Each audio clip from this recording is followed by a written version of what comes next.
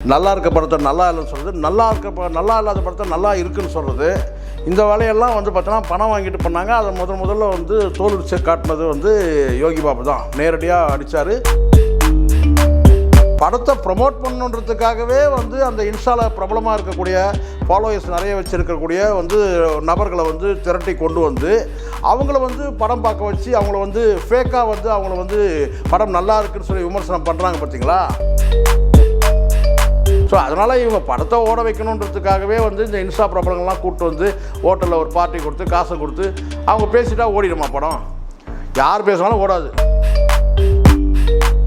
நீங்கள் என்ன தான் ப்ரொமோட் பண்ணாலும் பேசி கூவி விற்றாலும் எப்படி சார் போகும்? படம் சரியாகலன்னா சரியா இல்லை. ஸோ நீங்கள் கூவி விற்கிறதுக்கு வந்து பார்த்தீங்கன்னா நீங்கள் வந்து கூலிக்கு ஒரு 10 பேரை கூப்பிட்டு வர மாதிரி தான் இந்த இன்ஸ்டா பிரபலங்களை கூப்பிட்டு வந்தது. நீங்களே கூவி நீங்கள் கூவி விற்க வேண்டியதே இல்லை. நல்ல பொருளாக தான் தேடி வந்து வாங்குவாங்க. அவர் வந்து ஒரு சினிமா ரிவ்யூ பண்ணுறவர்கிட்ட வந்து பார்த்திங்கன்னா அவங்கக்கிட்ட வந்து இறங்கி வந்து அவர் பேசுகிறது, அவங்க தோள் மேலே கை வைக்கிறது, இதெல்லாம் வந்து பொதுவாக வந்து சிம்பு போன்ற பெரிய நடிகர்களுக்கு இது அவ்வளோ சரியானதாக இல்லை. எனக்கே அது கஷ்டமாக இருந்து பார்க்குறதுக்கு. கமலுக்கு விரோதிகள்லாம் ஒன்றா சேர்ந்துட்டாங்க. ஏங்க இதுக்கும் அதுக்கும் சம்மந்தமே கிடையாது. நல்ல படம்னா ஓட போகுது. கமலுக்கு விரோதி இன்றைக்கி தானே வந்தாங்க, நேற்று தானே வந்தாங்க கமலுக்கு விரோதி. இதெல்லாம் வந்து விக்ரம் 2 வந்து பார்த்தீங்கன்னா விரோதிகள்லாம் ஏன் வந்து படத்தை ஓடாமல் பண்ணல? தெரிஞ்சால் தான் சார் ரிவ்யூ பண்ண முடியும். அவங்க என்ன சொல்லுவாங்க, நானே பார்த்தேன், நான் வந்திருக்கேன், நான் இப்போ வந்து தக்லை படம் பார்க்க வந்திருக்கிறேன், இந்த தியேட்டருக்கு வந்திருக்கிறேன், நாங்கள் எல்லோரும் ஒன்றா வந்திருக்கிறோம், இதை தாண்டி ஒன்றுமே பேச தெரில. சார் வணக்கம் சார். வணக்கம் சார். வணக்கம். படம் ப்ரமோஷன் இந்த மாதிரி விஷயங்களில் இந்த ரிவ்யூவர்ஸுக்கெல்லாம் வந்து காசு கொடுக்குறாங்க, காசு கொடுத்து வந்து படத்தை வந்து நல்லா இருக்குன்னு பேச வைக்கிறாங்க அப்படின்ற மாதிரி ஒரு சர்ச்சை இப்போ சமீபத்தில் கிளம்பியிருக்கு. நீங்கள் எப்படி பார்க்குறீங்க? இப்போ சமீபத்தில் சார் அது வந்து அந்த பேரை எடுத்ததே யாருன்னு கேளுங்க. முதல்ல இந்த ரிவ்யூ, அதாவது படத்தை ரிவ்யூ பண்ணுறதுக்கு பணம் வாங்கிட்டு ரிவ்யூ பண்ணுறதுன்றது அந்த பேரை எடுத்ததே இந்த வலைபேச்சில் இருக்கிற அந்த 3 குரங்குகள் தான். அது வந்து ஏதோ நீங்கள் நான் மட்டும் இல்லை, எல்லோரும் யாரை கேட்டாலும் சொல்லுவாங்க. இந்த கோல்டு காயின் வாங்கின்னு பேசுகிறது, நல்லா இருக்க படத்தை நல்லா இல்லைன்னு சொல்கிறது, நல்லா இல்லாத படத்தை நல்லா இருக்குன்னு சொல்கிறது, இந்த வேலையெல்லாம் வந்து பார்த்தோன்னா பணம் வாங்கிட்டு பண்ணாங்க. அதை முதல்ல வந்து தோலுரிச்சு காட்டினது வந்து யோகி பாபு தான். நேரடியாக அடித்தார். சினிமா வட்டாரத்தில் யாரும் பேச தயங்கினாங்க. அதை வெளிப்படையாக வந்து யோகி பாபு தான் சொன்னார். அதுக்கப்புறம் அது தொடர்ச்சியாக வந்து அவங்களே அந்த குற்றத்தை வந்து ஒத்துக்கிட்டாங்க. நாங்கள் ஒரே ஒரு முறை மட்டும் நாங்கள் வந்து கோல்டு காயின் இவங்க ஒரு முறை வாங்கினா 10 முறை என்ன வாங்கிட்டு பேசுகிறாங்கிறது அது வலைபேச்சுன்ற அந்த ஊடகம் தான். அதில் இருக்கிற அந்த 3 நபர்கள் தான் இந்த பணம் வாங்கிட்டு ரிவ்யூ பண்ணுறதுன்றத அக்செப்ட் பண்ணிக்கிட்டது. வாங்குறாங்கன்றது அரசல் பொருசலாக இருந்தது. ஆமாம் வாங்குகிறோன்றதை அவங்க அக்செப்ட் பண்ணிக்கிட்டாங்க. அதனால் அது தொடர்ச்சியாக வந்து அந்த மாதிரியான பார்வை வந்து இப்போ ரிவ்யூ பண்ணுறவங்க எல்லார் மேலேயுமே அந்த பார்வை வர்றதுக்கு காரணமாகவே வந்து அந்த 3 பேருமே ஆகிட்டாங்கன்றது தான் உண்மை. சமீபத்தில் கூட ஒரு திரைப்படத்துக்கு இன்ஸ்டாகிராம் பதிவில் அதிக ஃபாலோவர்ஸ் வச்சுருக்கலாம் கூப்பிட்டு படம் பார்க்க சொல்லி அதுக்கு அங்கே பெய்ட் ப்ரமோஷன் மாதிரி கொடுத்துருக்காங்க. அவங்களுக்கும் சினிமாவுக்கும் எந்த சம்மந்தமும் கிடையாது. அது நீங்கள் நேரடியாகவே சொல்லலாம். தக் லைஃப் படத்துக்கு வந்து என்ன பண்ணியிருக்காங்கன்னா இன்ஸ்டா பிரபலங்களை கூப்பிட்டு வச்சு அவங்கள வந்து ஒரு மகாலிபுரம் பக்கத்தில் வந்து பெரிய ஒரு ரிசார்ட்டில் வச்சு அவங்களுக்கு வந்து ஒரு டின்னர் மாதிரி ஒரு பார்ட்டி மாதிரி கொடுத்து அதுக்கப்புறம் அவங்கள வந்து பணமும் கொடுத்து பேச வச்சுருக்கிறாங்கன்ற தகவல் வந்து இப்போ வெளிப்படையாக எல்லாருமே பேச ஆரம்பிச்சிட்டாங்க. அது நடந்ததும் உண்மை. இதில் என்னென்னா பத்திரிகையாளர்கள் வந்து திரை விமர்சனம் வந்து ஏற்கனவே பண்ணிகிட்ருக்கிறாங்க. இப்போ சோஷியல் மீடியா வந்த பிறகு படங்களை ரிவ்யூ பண்ணுறதுக்குன்னு சில பேர் தொடர்ச்சியாக ரெகுலராக பண்ணக்கூடியவங்க இருக்கிறாங்க. அவங்களும் கூட வந்து ஒரு பத்திரிகையாளர்ன்ற போர்வையில் தான் அவங்களும் கூட வந்து விமர்சனம் பண்ணுறாங்க. அது ஒன்றும் பெரிய வந்து ஒரு தவறு இல்லை. படம் யார் பார்த்தாலும் கேட்டால் படம் நல்லா இருக்குது நல்லா இல்லைன்னு சொன்னாலே ஒரு வரியில் சொன்னாலே அது விமர்சனம் தான்.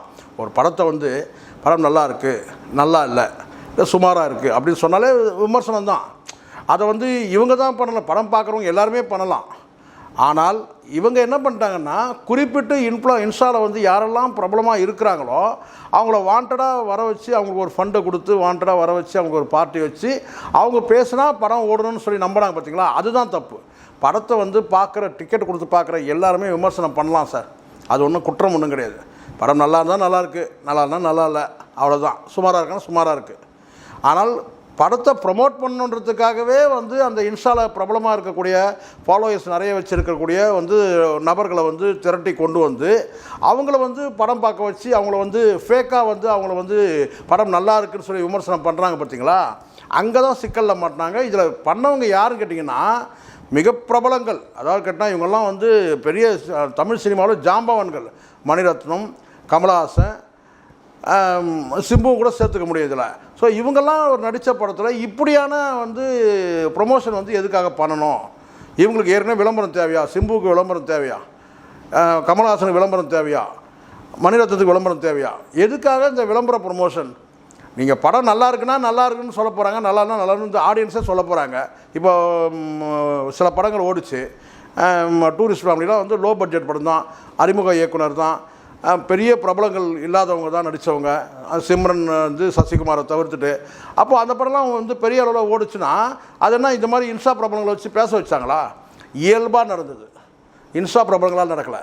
இயல்பாக வந்து படம் பார்க்கக்கூடிய ஆடியன்ஸ் மத்தியிலேயே பேசப்பட்டு அந்த படம் வந்து விளம்பரமாகி இப்போ எல்லா தேட்டரில் இன்னும் கூட ஓடிட்டு இருக்கு சில தேட்டரில். ஸோ எதுக்காக நான் சொல்கிறேன்னா, இன்ஸ்டா பிரபலங்களை வந்து அவங்களுடைய லைன் வேறு. அவங்க வந்து பல்வேறு துறையில் இருக்கக்கூடியவங்க வந்து இன்ஸ்டா ப்ராப்ளமாக இருக்கிறாங்க.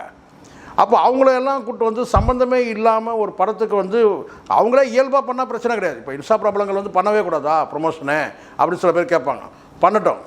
ஆனால் அவங்க இயல்பாக அவங்களே வந்து பார்த்தீங்கன்னா இந்த படம் வந்து நான் பார்த்தேங்க, இந்த படம் ரொம்ப நல்லா இருக்குங்கன்னு சொல்கிறது வேறு. ஆனால் ஒரு தயாரிப்பு நிறுவனமே கூப்பிட்டு வந்துட்டு ஹோட்டலில் பார்ட்டி வச்சு நீங்கள் இந்த படத்தெல்லாம் நீங்கள் வந்து பாசிட்டிவாக பேசணும். ஸோ தெரிஞ்சதுனால தான் இப்படி வந்து அவங்க ப்ரொமோஷனுக்காக ஒரு பெரிய சுற்றுப்பயணமே பண்ணாங்க. ஒரு நாடாக போகிறது, ஒரு ஸ்டேட்டாக போயிட்டு வந்து இந்த மாதிரி பண்ணுறதுன்றது வந்து அவங்க திட்டமிட்டு தான் பண்ணாங்க. அவங்க தெரிஞ்சிடுச்சு இந்த படம் வந்து அவுட் ஆகிடும்ன்ட்டு. ஸோ அதனால் என்ன கேட்டால் எப்படியாவது ஓட வைக்கணுன்றதுக்காக தான் எனக்கு பெரிய சந்தேகமே வருது. இந்த கர்நாடகா அந்த மொழி பிரச்சனை பேசுனது கூட படம் ஓடுறதுக்காக இந்த மாதிரி ஒரு வேலை பேசினாரான்ற சந்தேகம் கூட இப்போ வருது. ஏன்னா மிகப்பெரிய டிசாஸ்டர் மூவி தான் சார் இது.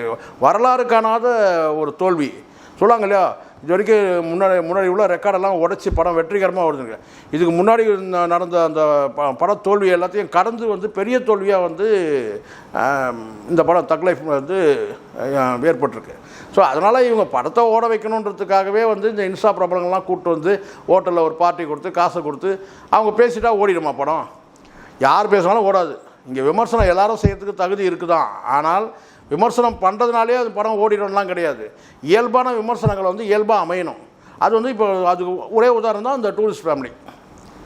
இல்லை சார், இந்த இன்ஸ்டாகிராமில் அவங்களுக்கும் சினிமாவுக்கும் எந்த சம்மந்தமும் இல்லை. அவங்க அதுக்கு முன்னாடி வந்து சினிமா பற்றி வீடியோவே போட்டிருக்க மாட்டாங்க. வேறு எதனா சமையல் குறிப்பு, இல்லை டூர் வீடியோ, இல்லை சேரீஸ் அட்வர்டைஸ்மெண்ட், இந்த மாதிரி விளம்பரங்கள்லாம் போட்டவங்கலாம் கேட்டால் வந்து ப்ரமோஷன் பண்ணுறாங்க விஷயம் நினைக்கிறாங்க சார். அவருக்கு வந்து ஃபாலோவர்ஸ் இருக்கிறாங்க. இப்போ யாருக்கு வந்து இப்போ உதாரணத்துக்கு இந்த டெய்லர் அக்கான்னு இருக்கிறாங்க. இப்போ அவங்களுக்கு ஃபாலோவர்ஸ் யார் இருப்பாங்கன்னு கேட்டிங்கன்னா அவங்களுடைய வந்து அவங்க செய்யக்கூடிய அந்த அவங்க வெளியிடக்கூடிய வீடியோவை ரசிக்கக்கூடிய நபர்கள் மட்டும்தான் அவங்களுக்கு வந்து ஃபாலோவர்ஸாக இருப்பாங்க. இப்போ இர்ஃபான் இருக்கிறார் தம்பினா அவரை வந்து ஃபாலோ பண்ணக்கூடிய நபர்கள் மட்டும்தான் வந்து பார்த்திங்கன்னா வந்து அவருடைய வீடியோ மட்டுமே தான் வந்து ஃபாலோ பண்ணக்கூடியவங்களாக இருப்பாங்க. இப்போ அவரே வந்து பார்த்திங்கன்னா வேறு ஏதோ ஒரு வீடியோ போடுறாருன்னா அதை கடந்து போயிடுவாங்க, பார்க்க மாட்டாங்க. அவருடைய வந்து அவர் பங்கேற்கக்கூடிய வீடியோ மட்டும்தான் வந்து அதை ரசிப்பாங்க. அப்படி தான் இருக்கிறாங்க பரவலாக.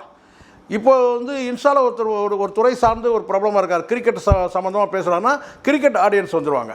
இந்த டெய்லர் அக்காருன்னா அந்த டெய்லர் அக்கா வெளியிடக்கூடிய அவங்க அந்த டெய்லர் சம்மந்தமாக துணி சம்மந்தமாக அவங்க என்ன வெளியிடுறாங்களோ அந்த மாதிரி, இல்லை அவங்களுடைய நடவடிக்கைகள், அவருடைய பேச்சு, அந்த பாடி லாங்குவேஜுக்காக இதெல்லாம் பார்க்கக்கூடியவங்க, பாடி லாங்குவேஜோடு பார்க்கக்கூடியவங்க அவங்களுக்கு வந்துடுவாங்க. ஸோ அவங்களையெல்லாம் கொண்டு வந்து நீங்கள் பேச வைக்கிறதுன்னு ஒன்று இருக்குல்ல இந்த சினிமா ப்ரொமோஷனுக்கு. அது வந்து எவ்வளோ தூரம் ரசிப்பாங்க? என்னங்க இவங்க வந்து இது வரைக்கும் பார்த்தீங்கன்னா வேறு ஏதோ வீடியோ போட்டுட்டு இருந்தாங்க, இப்போ வந்து எனக்கு என்ன தக் லைஃபுக்காக வந்து பேச வராங்க. அப்போ அவங்க சொன்னால் நல்லாயிருக்கும். இந்த சொல்லுவாங்க இல்லையா, இந்த வெள்ளையாக இருக்கும் போய் சொல்ல மாட்டான்னு சொல்லிட்டு, அந்த மாதிரி கேட்டால் இவங்க சொல்லிட்டாங்கன்னா படம் நல்லாயிருக்கும் அப்படின்னு சொல்லி யாரும் வரமாட்டாங்க. இங்கே சினிமாவை பார்க்குற ரசிகர்களுக்கு எல்லாருக்குமே கேட்டால் 6 அறிவு இருக்குது. யாரும் போகிற நல்ல படங்களை எப்போவுமே கைவிட மாட்டாங்க மக்கள். படம் வந்து சரியில்லை, அதில் வந்து கதைப்பிழை, கருத்து பிழை, காட்சி பிழை, 3 பிழை இருக்கக்கூடிய படத்தை நீங்கள் என்ன தான் ப்ரொமோட் பண்ணாலும் பேசி கூவி விற்றாலும் எப்படி சார் போகும்? படம் சரியா இல்லைன்னா சரியா இல்லை. ஸோ நீங்கள் கூவி விற்கிறதுக்கு வந்து பார்த்தீங்கன்னா நீங்கள் வந்து கூலிக்கு ஒரு 10 பேரை கூப்பிட்டு வர மாதிரி தான் இந்த இன்ஸ்டா பிரபலங்களை கூப்பிட்டு வந்தது. நீங்களே கூவி நீங்கள் கூவி விற்க வேண்டியதே இல்லை. நல்ல பொருளாக தான் தேடி வந்து வாங்குவாங்க. நல்ல பொருள் இல்லை, அப்போ நீங்களாக கூவலாம். முடிஞ்ச வரைக்கும் ஒரு ஊராக போய் கூவுனீங்க.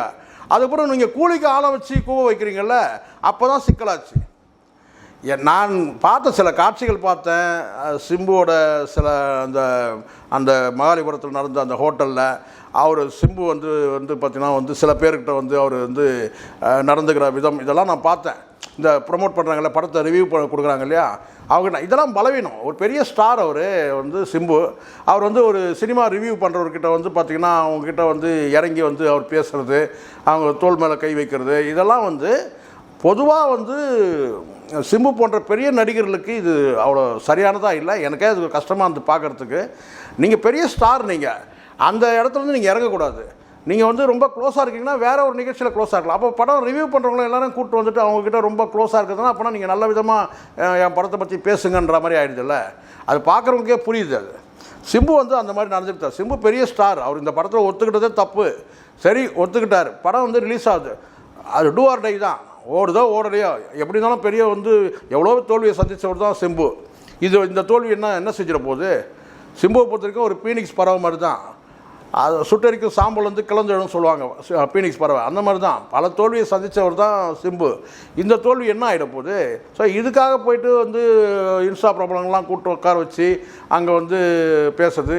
இதனால் என்ன ஆச்சுன்னு கேட்டிங்கன்னா, பல பிரபலங்கள் வந்து ஏற்கனவே ரிவ்யூ பண்ணக்கூடிய பிரபலங்கள்லாம் இப்போ நமக்கெல்லாம் வேல்யூ இல்லையா, அவங்கள கூப்பிட்டு போய் வந்து பார்ட்டி வைக்கிறாங்களே அப்படின்ற மாதிரி சில வந்து பிரிண்ட் மீடியாவில் இருந்த சில பேருக்கு, சில நபர்களுக்கு, அந்த சோஷியல் மீடியாலேயே ரிவ்யூ கொடுக்கக்கூடிய, சினிமாவுக்கே ரிவ்யூ கொடுக்கக்கூடிய நபர்களுக்கெல்லாம் வந்து ஒரு காண்டாயிட்டாங்க.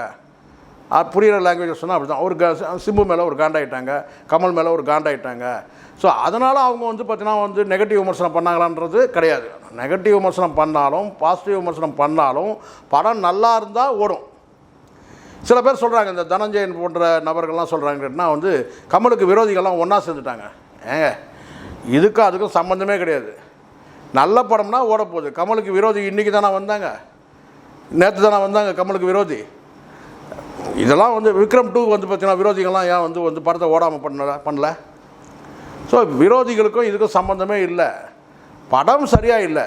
படம் கருத்து பிழை, காட்சி பிழை, கதை பிழை, 3 பிழையை வச்சுக்கிட்டு நீங்கள் என்ன உருட்டினாலும் என்ன சொல்ல, என்ன தான் உருண்டாலும் பெறனா ஒட்டுறது தான் ஒட்டும். படம் சரியாக இல்லை. பல காட்சிகள் வந்து கேலிக்குரியதாகிடுச்சு. முதல்ல அதை ஒத்துக்குங்க. முதல்ல படம் நல்லா உங்களுக்கு ஒன்றும் இந்த தனஞ்சயன் மாதிரி ஆட்களுக்கெல்லாம் வந்து பார்த்திங்கன்னா சரியான வந்து முகஸ்துதி ஆள் போல இருக்குது. அடுத்தவங்க மனசு கோணாமல் பேசணும் அப்படிலாம் தேவையில்லை. அடுத்தவங்க மனசு வேணால் உண்மையை பேசுங்க. அடுத்தவங்க மனசு கோணாமல் போகுதுன்றதெல்லாம் நமக்கு தேவையே கிடையாது. படம் நல்லா இருக்கா, படம் சரியில்லைன்னு நல்லா தெரியுது. ஒரு காட்சிக்கும் வந்து பார்த்தீங்கன்னா அங்கே பிழை இருக்குது, பல கேள்விகள் எழுது. அது வரைக்கும் பேசுங்க. அதை விட்டுட்டு கமல் விரோதிகள்லாம் ஒன்றா சொன்னாங்க. அப்போ படத்தை எதிர்முறை விமர்சனம் பண்ணவங்களாம் கமல் விரோதியா? அறிவு கட்டத்தனமாக பேசக்கூடாது. படம் சரியாக இல்லை, அதுக்கு காரணம் என்ன? கதையே பிழை தான். அதுக்கப்புறம் கருத்து பிழை இருக்குது, காட்சியும் பிழையாக இருக்குது. சும்மா வாயிலே வர சொல்கிற காட்சிகள் பல காட்சிகள் இருக்குது, விஷுவலாக காட்டாமல். அப்புறம் அதுக்கெல்லாம் என்ன பண்ண முடியும்? ஸோ படம் வந்து நீங்கள் பிளான் பண்ணதுலேருந்து எல்லாமே சொதப்பலாயிடுச்சு, அவ்வளோதான். நீங்கள் எடுத்துகிட்ட கதையை வந்து ஒரே ஒரு லைன் கதையாக இருக்கட்டும், மக்கள்கிட்ட போய் கதை ரீச் ஆகிடணும். அப்போ தான் அந்த காட்சியோட வந்து ஒன்றி பார்ப்பாங்க. அது கதைக்கும் சம்மந்தம் இல்லை. கதையும் வந்து பார்த்தீங்கன்னா வந்து காட்சியும் கருத்துமே அங்கே முரண்களாக இருக்குது. அப்போ எப்படி ஓடும் படம்? எப்படா விட்டு தேட்டரை விட்டு வெளியே போகின்ற மாதிரி ஆயிடுச்சு. அதை விட்டுட்டு தனஞ்சயன் சொல்கிறார், கமலுக்கு விரோதிகள்லாம் ஒன்றா சேர்ந்து எதிர்மறை விமர்சனம். இதே எவ்வளோ நாளையாக உருட்டின்னு இருப்பீங்க நீங்கள்? இதுக்கு முன்னாடி அப்படி தான் ரெட்ரோ படத்துக்கும் அப்படி தான் சொன்னீங்க. அதுக்கு முன்னாடி வந்து கேட்டால் கங்குவா படத்துக்கும் அதுதான் சொன்னீங்க. எதிர்மறை விமர்சனம் பண்ணிட்டாங்க, எதிர்மறை விமர்சனம் பண்ணிட்டாங்க. எதிர்மறை விமர்சனம் பண்ணால் படம் ஓடாமல் போயிடுமா? இன்ஸ்டா ப்ராப்ளங்களை வச்சு நேர்மறை விமர்சனம் பண்ணால் ஓடிடுமா படம்? வியூவர்ஸ் தான் வந்து எதிர்மறை விமர்சனம் பண்ணிட்டாங்க. கமல் விரோதிகள் எதிர்மறை நீங்கள் தான் கூப்பிட்டு போனீங்கல்ல, ஒரு 100 பேரை கூப்பிட்டு போயிட்டு ஹோட்டலில் பார்ட்டி வச்சிங்கல்ல, எல்லாம் பெரிய அப்பாட்டக்கர்கள இன்ஸ்டா பிரபலங்கள் தானே, ஓட்ட வேண்டி தானே படத்தை. அவங்க சொன்னால் படம் போய் பார்த்துருவாங்களா? மக்கள் எல்லாம் புத்தி உள்ளவங்க. சேகோரா சொன்னாலோ அல்லது வேறு யார் சொன்னாலும் வந்து பார்த்தீங்கன்னா வந்து படம் வந்து ஓடிடும் அல்லது ஓடாதுன்னா சொல்ல முடியாது.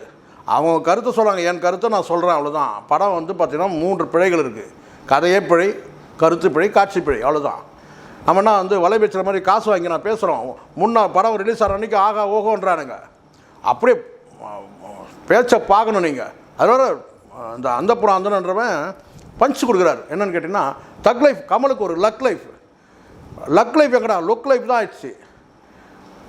இஷ்டத்துக்கு பேச வேண்டியது. இப்போ போய் எல்லா சேனலையும் போய் உட்காந்துட்டு வந்து படம் நல்லா இல்லைன்னு பேசிகிட்டு இருக்கீங்க. முதல் நாள் ஆகா ஓகோ நீங்கள் 3 பேருமே. அதில் வந்து த்ரீஷா இருக்க அப்படியே அழகு கூடிக்கிட்டே இருக்குது, மெருகு கூடுது, அப்படியே இளமையாகிட்டே வராங்க. எல்லாம் கண்ணை முதல்ல நல்லா டெஸ்ட் பண்ணிக்கிற வந்து கண்ணாடியை போடுங்கடா முதல்ல. நான் சொல்கிறது வந்து கேட்டால் வந்து பிஸ்மி அதை ஆமோதிக்கிறாரு. ஆனால் அந்தப்புறம் அந்த கேட்டு அவன் தான் சொல்கிறான் அப்படியே ரொம்ப அழகாக இருக்கிறாங்க த்ரீஷா. முதல்ல கண்ணாடியை போடுங்க முதல்ல.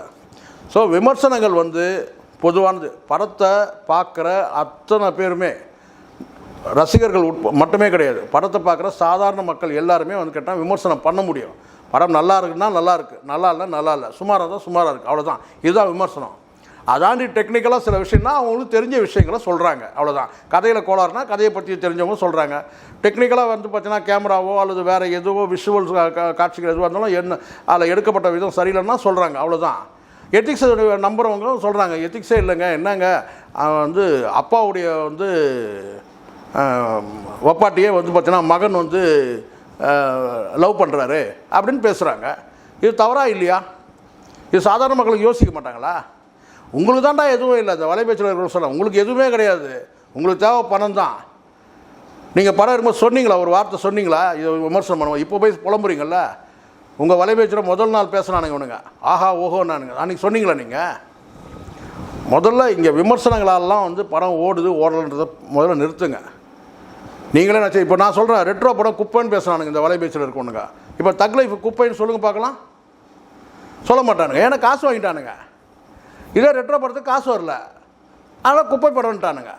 ஆனால் ஆவரேஜ் ஃபில்மு சராசரியாக பார்க்கலாம்.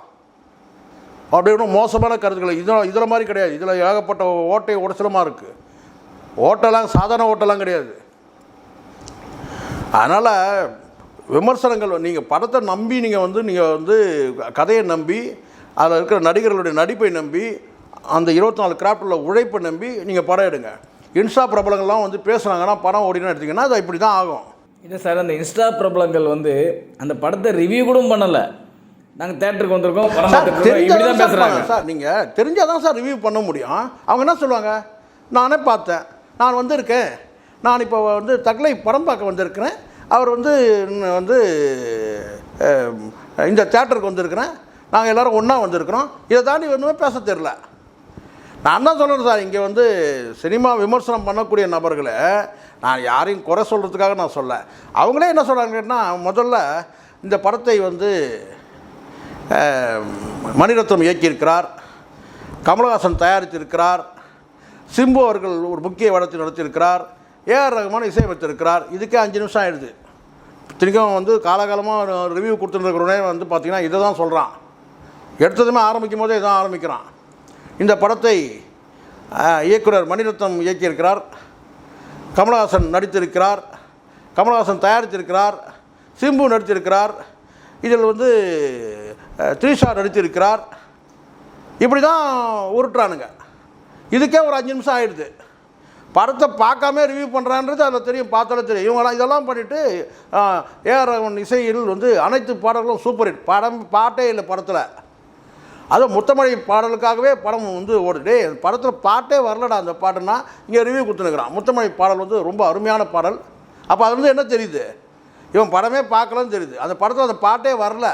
ஆனால் என்ன சொன்னால் அந்த படத்தில் மிக சிறந்த பாடல் அவனுக்கு மற்ற மொழிகள் சின்மை பாடுகிறார், இந்த மொழியில் தமிழில் வந்து தீ பாடியிருக்கிறார், மிக அருமையான பாடல். அந்த படத்தில் அந்த பாட்டே வரலடா போடலடா, அப்புறம் தான் தெரியுது அவனுக்கு. அந்த லட்சத்தில் ரிவ்யூ கொடுக்குறவங்களே இருக்கிறான். அதை தாண்டி இங்கே வந்து ரிவ்யூ சம்மந்தமாக ஒன்றுமே தெரியாதவங்களை கூப்பிட்டு வந்துட்டு ரிவ்யூ நான் என்ன சொன்னால் பேச வரீங்க, ரெடி பண்ணுறீங்க. அப்போ அந்த வாங்கின பணத்துக்காக கோவணும்ல. அப்போ அதுக்காகவாது என்னென்னு கேட்டிங்கன்னா அந்த படத்தில் இருக்க சில காட்சிகள் பேசலாம். ஒன்றும் இல்லை, கேமரா முன்னாடி ஏற்கனவே பேசுகிறவங்க தானே, இந்த காட்சி இப்படி இருக்குங்க, அந்த காட்சி இப்படி இருக்குங்க, இது சில காட்சிகள் இப்படி சரியாக இல்லை, சில காட்சி நல்லா இருக்குது சொல்லணும். நான் வந்து நாங்கள் எல்லோரும் வந்து தக்லை படம் பார்க்க வந்திருக்கிறோம். அவர் கமல் நடித்த படம். நீண்ட நாட்களுக்கு பிறகு வந்து கமல் அவர்கள் வந்து சிம்புடன் இணைகிறார். இதெல்லாம் ஏற்கனவே தெரிஞ்சது தானே. ஒரு படம் எப்போ பூஜை போட்டாங்களோ அன்னிலேருந்து பேசி தானே இருக்கிறோம். திரும்பி அதையே சொல்லிட்டு இருந்தா. தேங்க்யூ ரமேஷ் சார், தேங்க்யூ, நன்றி சார். இது போல பல வீடியோக்களை கண்டு மகிழ எங்களது ரீசன்ட் வாய்ஸ் சேனலை மறக்காம சப்ஸ்கிரைப் பண்ணுங்க.